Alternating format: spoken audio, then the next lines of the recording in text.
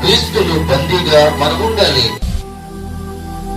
చూడండి, మరి ఒక విషయాన్ని మనం జ్ఞాపకం చేసుకున్నట్లయితే రోమపత్రిక 5వ అధ్యాయము 20వ వచనములో మనం చూసినట్లయితే అక్కడ మరి ఒక మాట మనకి కనబడుతూ ఉంది. మరియు అపరాధము విస్తరించినట్లు ధర్మశాస్త్రము ప్రవేశించెను, ఆయనను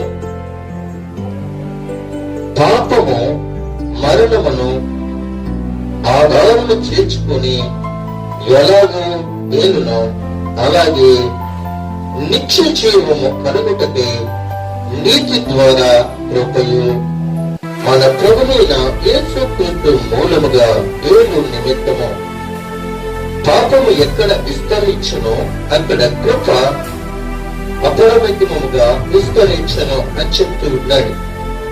చూడండి ప్రియమైన బిడ్డలారా, పాపము ఎక్కడ విస్తరించనో కృప అక్కడ అపరిమితముగా విస్తరిస్తూ ఉన్నది అని ప్రభు చదివిస్తూ ఉన్నాడు.